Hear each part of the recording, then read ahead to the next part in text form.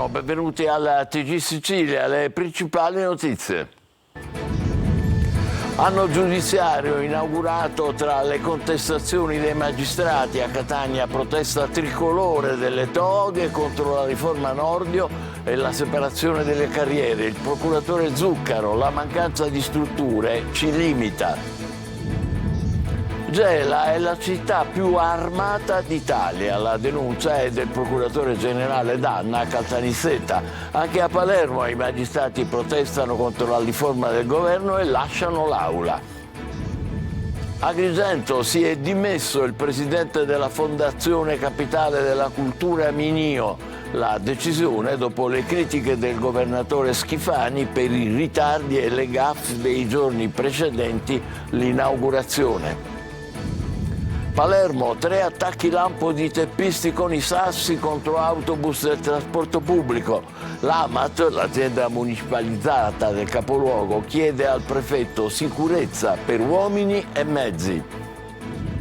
Catania, dopo l'esplosione che ha sventrato le 2 palazzine, si lavora per risalire alle cause. Intanto altri 1000 sfollati sono rientrati nelle rispettive abitazioni. Ancora sospesa l'erogazione del gas. Teatro allo Stabile di Catania, di scena per la prima volta in Italia Gina e Fidel, il racconto di un'amicizia apparentemente impossibile. Le musiche sono di Vince Tempera. Calcio, Palermo in campo domani a Reggio Emilia alla ricerca della 3ª vittoria consecutiva. Sul mercato c'è attesa per l'arrivo di Poyampalo. Serie C, il Catania punta sul Giuliano per la prima vittoria casalinga. Rossazzurri domani in campo alle 12:30. Il Messina oggi è a Caserta in una gara fondamentale per la salvezza. La punta del Trapani Lescano passa all'Avellino.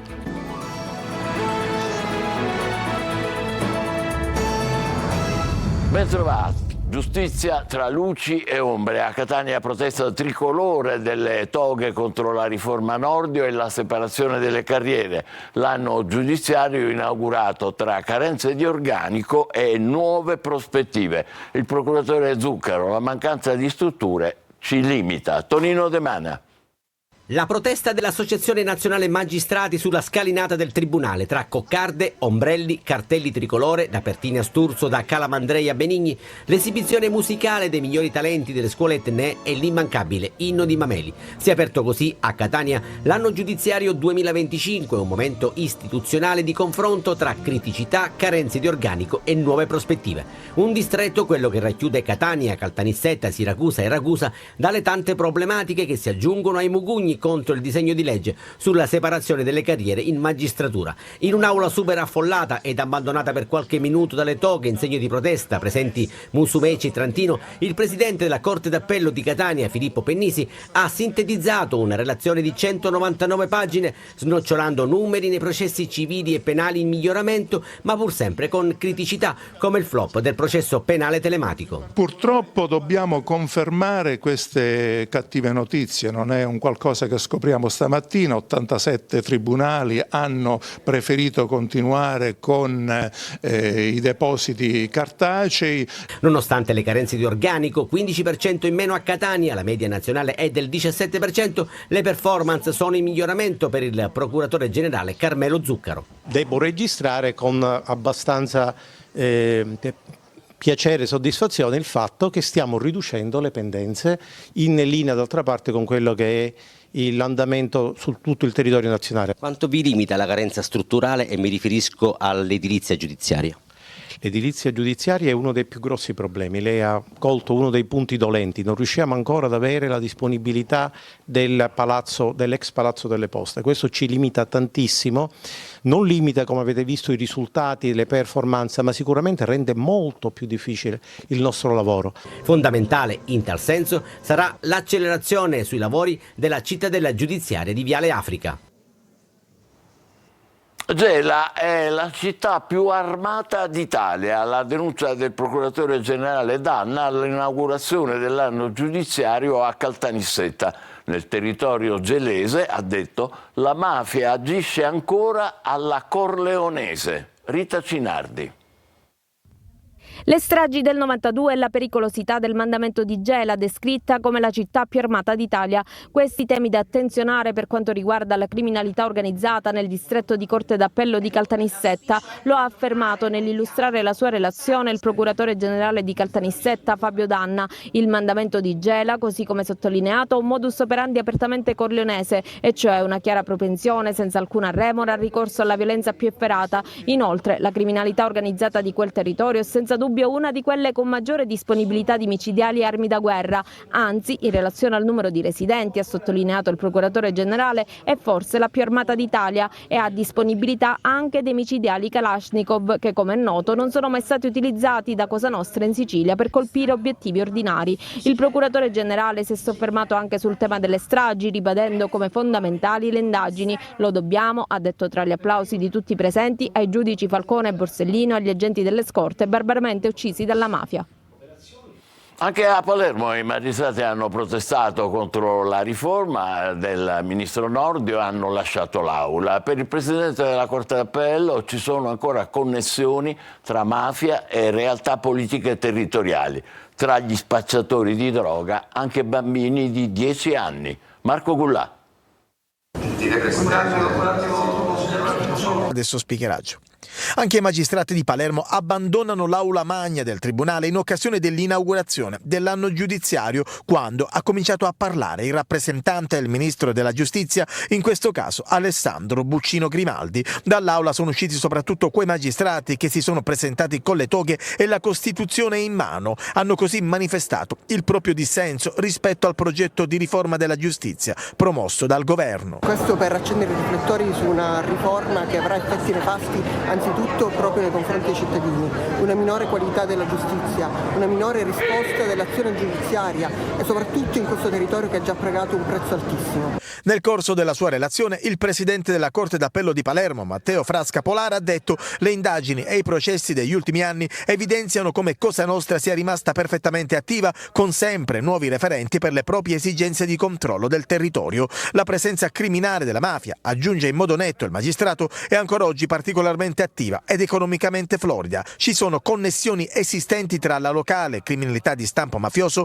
e le diverse realtà territoriali, economiche e politico-amministrative. Le altre notizie: clamoroso ad Agrigento, una settimana dopo l'avvio dell'anno di capitale italiana della cultura, si è dimesso il presidente della Fondazione Minio, Davide Sardo. Ad Agrigento si apre un nuovo capitolo di tensioni attorno alla gestione dell'anno da capitale italiana della cultura 2025. Giacomo Minio, presidente della Fondazione, ha annunciato le sue dimissioni con una lettera dai toni duri.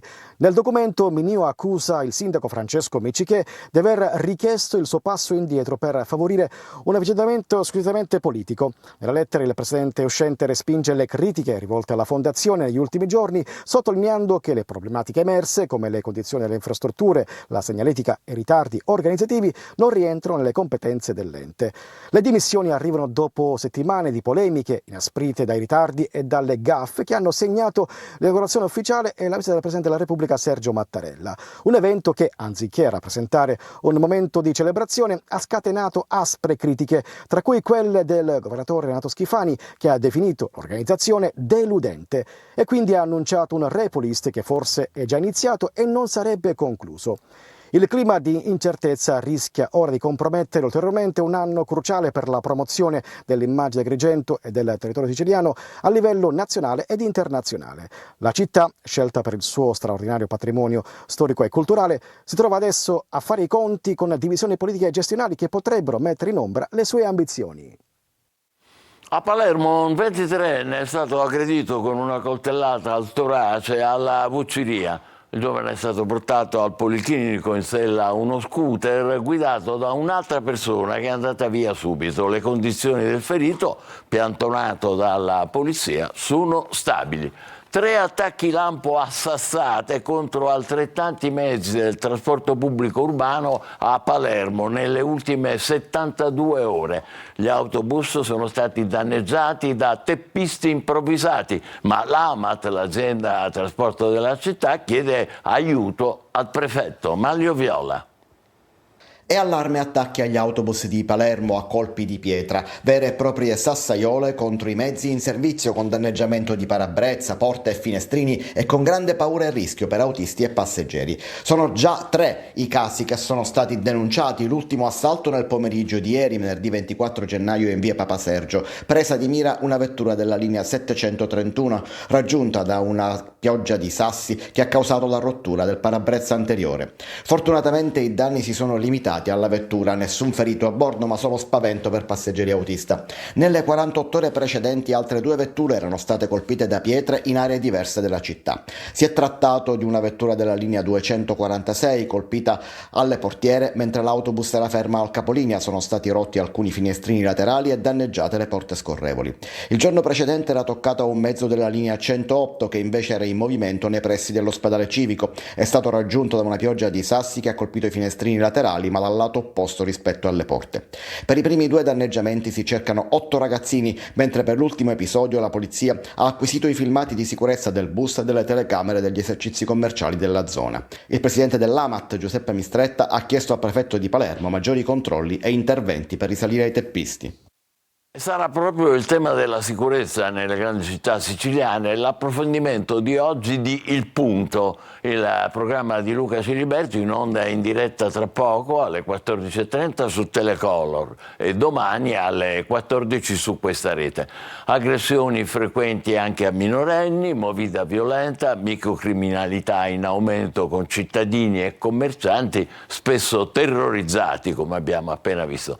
All'interno del programma anche la testimonianza shock di una delle vittime dello stupro alla Villa Bellini, avvenuto quasi un anno fa a Catania. E fra gli ospiti ci sono il segretario nazionale del Sindacato Autonomo di Polizia Giuseppe Coco, che racconterà le condizioni in cui operano le forze dell'ordine. E il programma sarà trasmesso anche in streaming su La Sicilia Web. Un calabrese è stato arrestato dalla Guardia di Finanza all'arrivo in traghetto a Messina. Trasportava su un'auto a noleggio 1 chilo di cocaina, trovata nella sua macchina grazie al fiuto del cane Urban, lo vedete. Il panetto di droga, nascosto nell'incavo di una ruota di scorta, avrebbe fruttato sul mercato clandestino 240.000 euro. Catania, dopo l'esplosione che ha sventrato 2 palazzine, si lavora ancora per risalire alle cause e intanto altri 1.000 sfollati sono rientrati nelle rispettive abitazioni. È ancora sospesa l'erogazione del gas. Tonino De Mana. Si lavora sulle cause dell'esplosione con la Procura di Catania che indaga per disastro colposo, mentre pian piano gli sfollati di Trappeto Nord fanno rientro nelle rispettive abitazioni che finalmente sono con la luce ma purtroppo restano ancora senza gas. Riflettori puntati sulla zona rossa, l'unica rimasta off limits con presidi fissi delle forze dell'ordine impegnate anche contro attività di sciacallaggio. Sono 72 le persone rimaste senza casa, alloggi e quel che resta che ricadono tra le vie Fratelli Gualandi dal Civico 1 al 23, via Carmelina Salanitro e Gesa Kerzes. Per loro, riprotezione in un villaggio turistico della Playa in attesa di tempi migliori, con la protezione civile che si sta facendo carico per offrire aiuto ed assistenza. Per gli altri, lento ritorno alla normalità con Catania Rete Gas che continua ad effettuare verifiche e sondaggi nelle tubature. La sensazione è che serviranno almeno altre 48-60 ore per l'erogazione del gas. Intanto, sta meglio l'operaio ferito ieri mattina durante le operazioni di sbancamento, mentre le macerie rimosse sono state raccolte e convogliate in un deposito per i successivi accertamenti scientifici. Un'occhiata al tempo, cielo limpido, grande sole, mare calmo. Dopo i giorni tempestosi con freddo e vento, in Sicilia sembra scoppiata la primavera. Ma durerà? Francesco Aloi. Cielo limpido, sole forte e mare calmo. Se per un attimo non guardiamo il calendario, possiamo dire di essere in primavera. In realtà, però, siamo a fine gennaio. Anche questo è il bello della nostra Sicilia. La scorsa settimana parlavamo del ciclone, che ha portato vento e pioggia. Oggi invece l'opposto. L'alta pressione è sui nostri cieli, con l'anticiclone di origine africana che si farà sentire almeno fino a martedì prossimo. È emblematica questa immagine un'immagine satellitare del CNR Lamma. L'unico puntino bianco è sull'Etna, innevato. Le temperature sono anche superiori ai 20 gradi e, come accade sempre in questi casi, c'è chi ne approfitta per fare un tuffo. In giro c'è chi coglie l'attimo e mette via il giubbotto, chi fa una passeggiata in bici e chi invece si rilassa facendo un break seduto a tavolino. Ma siamo sempre in inverno e a ricordarcelo sono le previsioni. Verso la fine della prossima settimana potrebbe tornare il maltempo, con qualche pioggia e la discesa delle temperature. Intanto approfittiamone. Certo, ha ragione. A Catania, in piazza Stesicoro, come in tutte le principali piazze della Sicilia, sono tornate le arance per la salute, dell'iniziativa della fondazione AIRC, che finanzia la ricerca contro il cancro. I volontari distribuiscono queste reticelle di arance rosse, poi anche vasetti di miele di fiori d'arancio e marmellata d'arancia, per invitare a sostenere il progresso nella ricerca dell'oncologia. E adesso spettacolo allo Stabile di Catania, in scena per la prima volta in Italia, Gina e Fidel. È il racconto di un'amicizia apparentemente impossibile, due mondi opposti che però si incontrano. Le musiche sono di Vince Tempera, Desiree Ferlito. Il Teatro Stabile di Catania porta per la prima volta in scena in Italia Gina e Fidel. Nel testo dello spettacolo, che è tratto dal testo dello scrittore e drammaturgo ungherese Zsolt Pozsugai, con la regia di Claudio Di Palma, viene raccontato l'incontro nel 1974 a L'Avana fra Gina Lollobrigida e Fidel Castro per realizzare un'intervista per la televisione italiana che fu poi distrutta. Il racconto di un'amicizia apparentemente impossibile con due mondi completamente opposti che si incontrano. Un avvocato di formazione gesuita che si è trasformato in un dittatore e un'attrice di fama mondiale che ha abbandonato di sua spontanea volontà il cinema. Protagonisti sul palco Emanuela Muni, che interpreterà Gina Lollobrigida, e lo stesso regista Claudio Di Palma nel ruolo di Fidel Castro. Le musiche sono state composte dal maestro Vince Tempera. I ritmi cubani sono dentro di noi, capito? Quindi rum e ritmo cubano, questo mi ha ispirato Fidel. Che ci restituisce un'immagine intima e insolita di queste due grandissime personalità. Questo spettacolo inoltre fa conoscere al pubblico una Gina Lollobrigida inedita, molto diversa rispetto alla diva immaginata da tutti. Un progetto di altissimo livello, ha dichiarato il direttore del Teatro Stabile Graziano Piazza. Di Catania, appunto. Facciamo la nostra pausa, adesso tra poco il calcio, con il Palermo domani a Reggio Emilia per tentare la terza vittoria consecutiva. In Serie C Catania in campo al Massimino contro il Giuliano. State con noi, vi aspettiamo.